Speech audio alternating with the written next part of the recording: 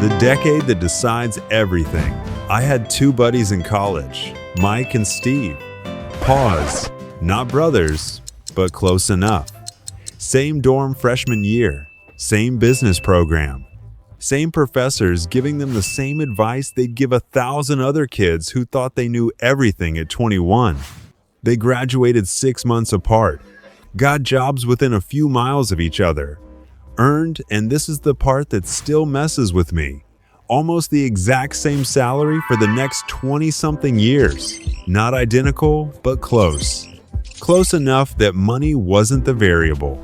I stayed in touch with both of them, watched their lives from the side, watched them make choices that seemed, at the time, completely interchangeable. Pause.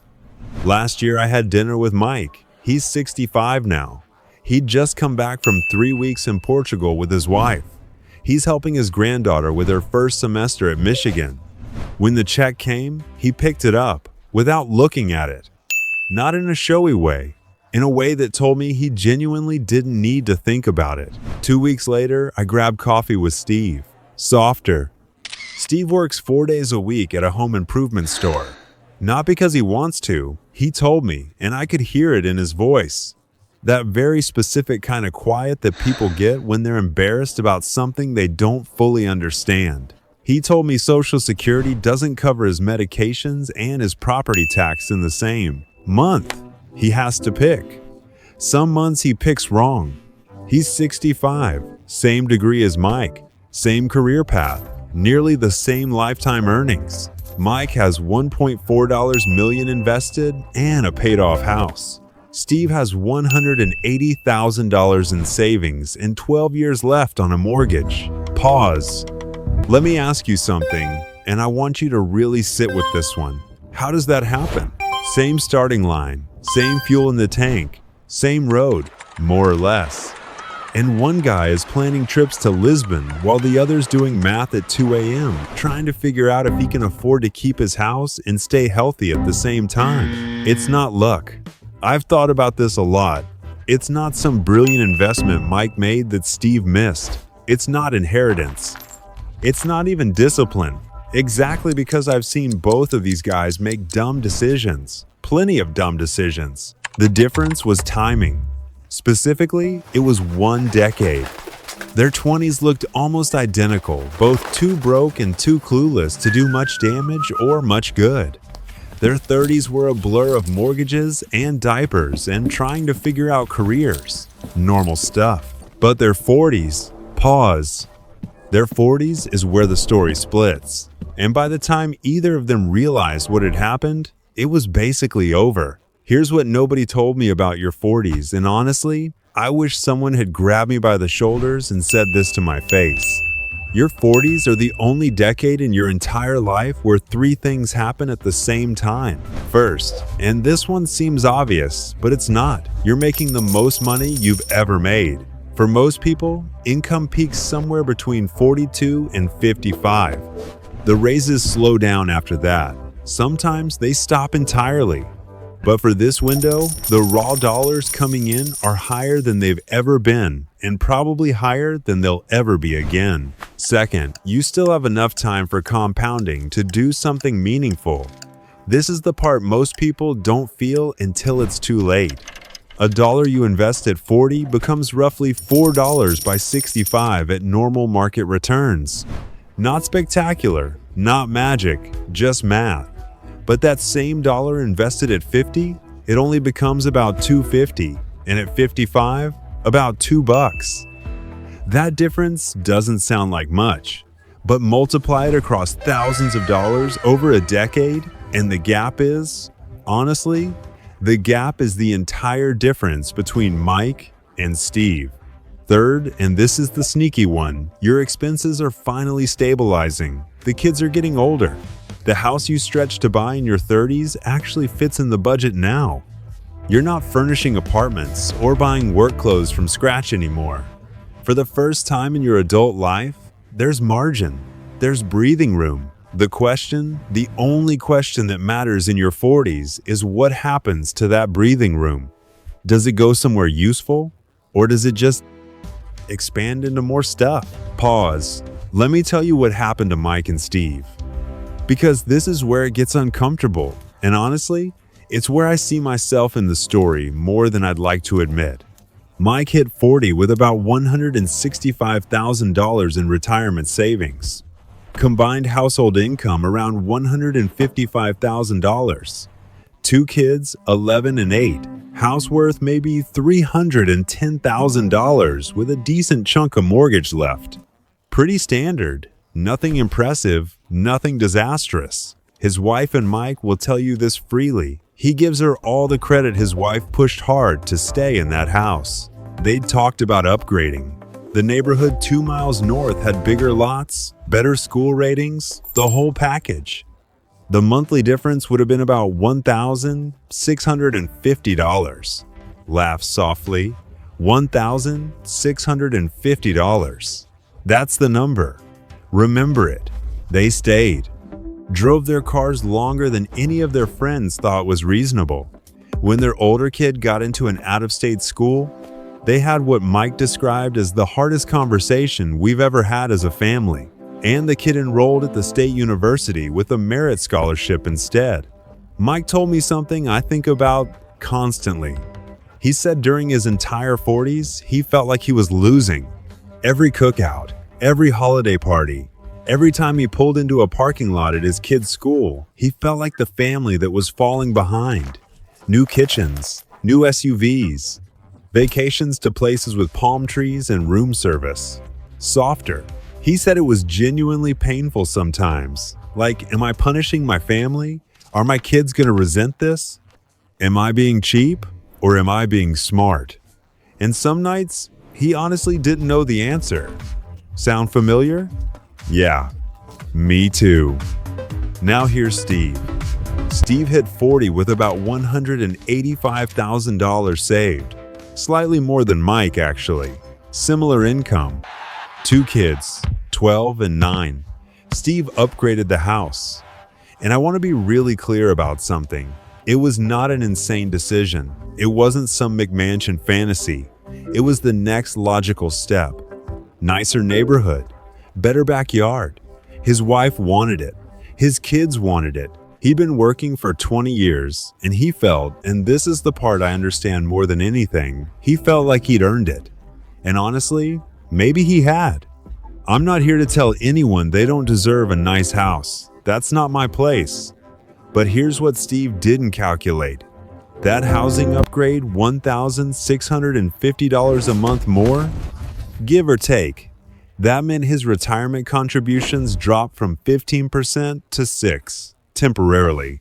That was the word he used when he told me about it years later. Temporarily. Pause. Temporarily lasted the entire decade. Because 2 years after the house, his car died. And at that point, they were in the nice neighborhood with the nice house, and a 15-year-old sedan felt wrong. So they upgraded. $680 more per month. His wife's car got the same treatment a year later. Then the older kids' club sports got serious. Private coaching, tournament travel, SAT tutoring, college visits. And when the acceptance letter came from the out-of-state school, the one that cost twice as much as the state option, Steve took out a Parent Plus loan.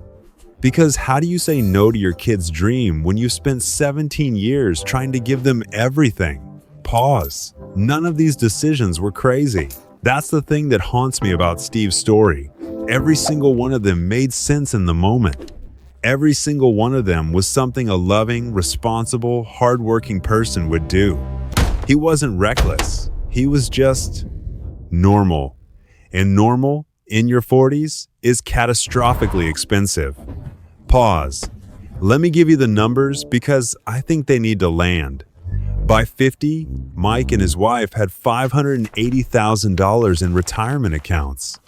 Their 40s contributions, combined with market returns, had more than tripled what they started with.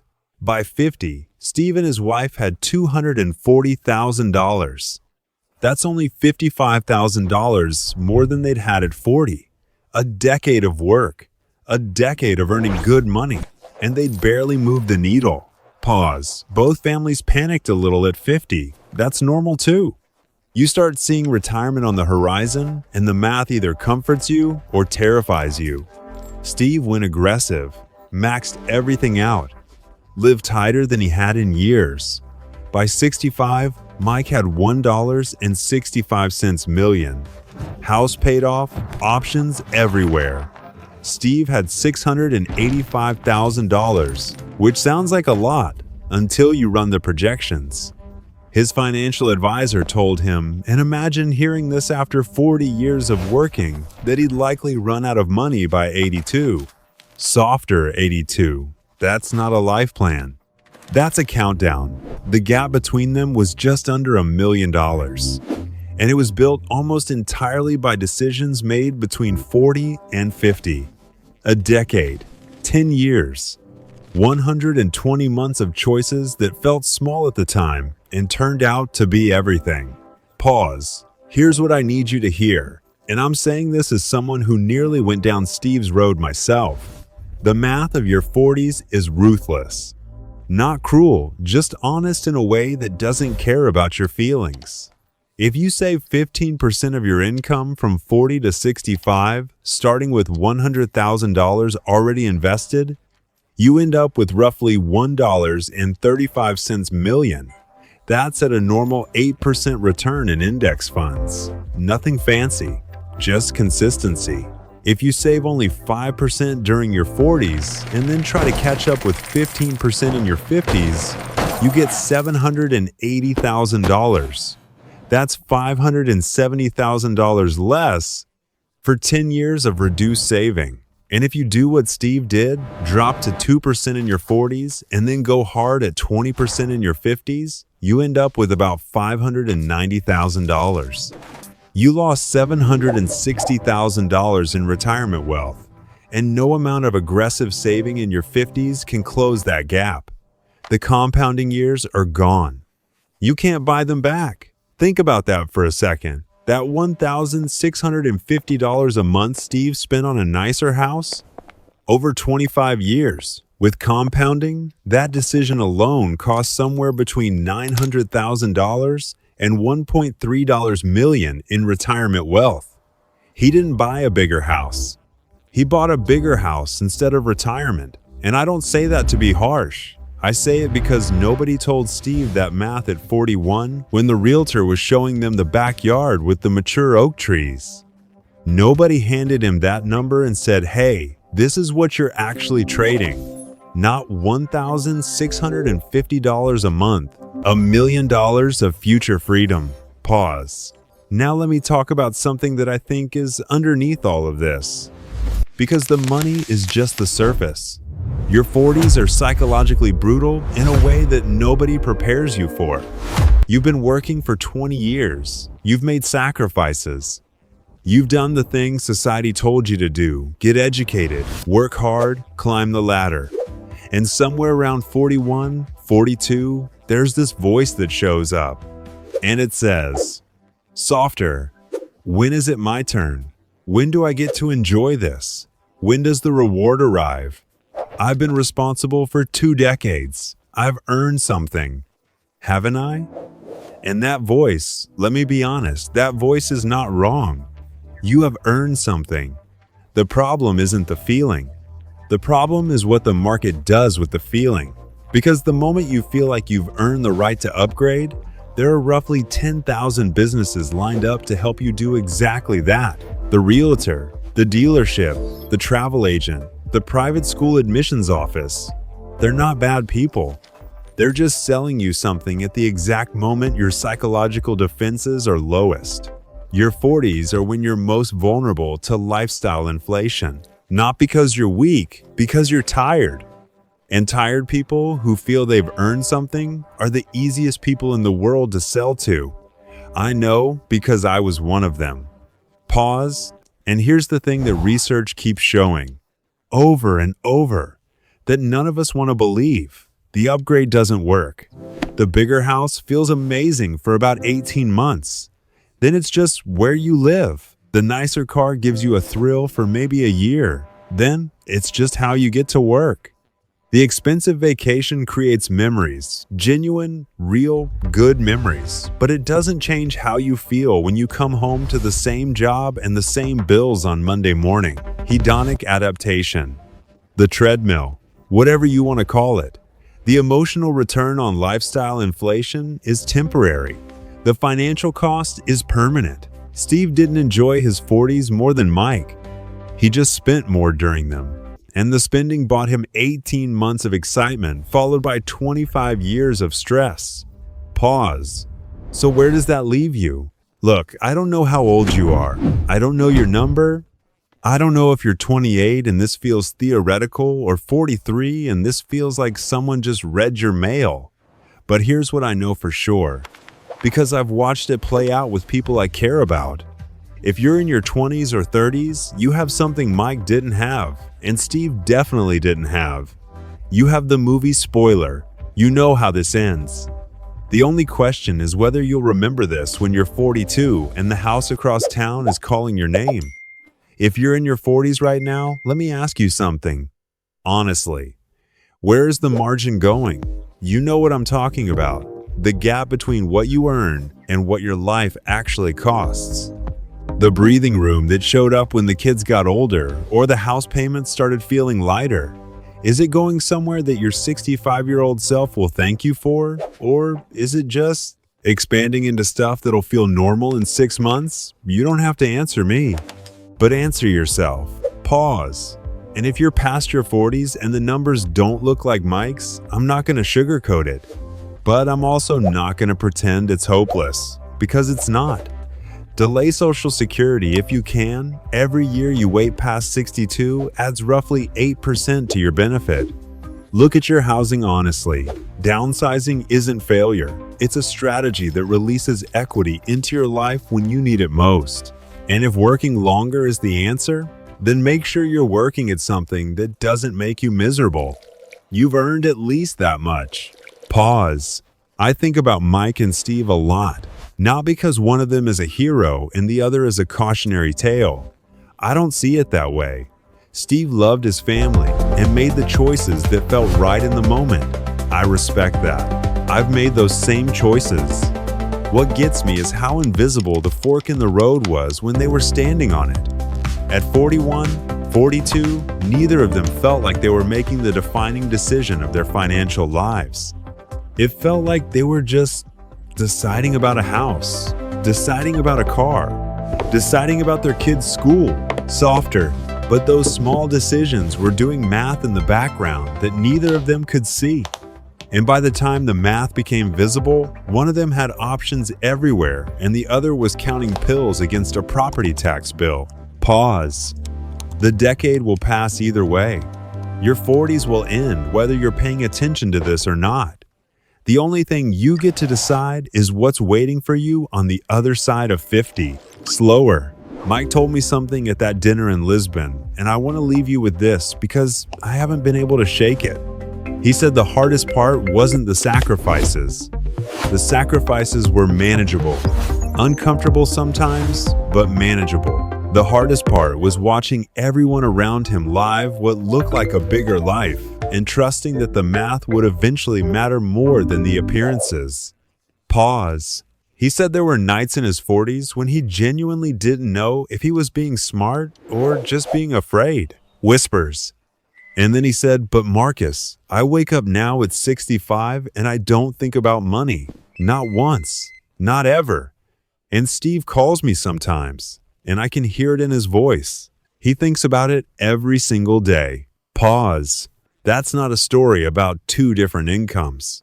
That's a story about one decade. And you're either in it, approaching it, or past it. But wherever you are, the only real question is the same one Mike asked himself at 41, standing in his perfectly fine kitchen, looking at a real estate listing for a house he could technically afford. Is this purchase worth what it actually costs? Not the monthly payment, the real cost. Slower. The life on the other side of 65 cost. Pause. Because that's the price tag nobody shows you. And by the time you see it, you've already paid. Pause. If this one landed somewhere real, send it to someone in their 40s. They probably won't thank you right away, but they might thank you at 65. And if you want to go deeper on why the system is designed to make your most expensive decade feel like your most deserved one, that video is already waiting for you.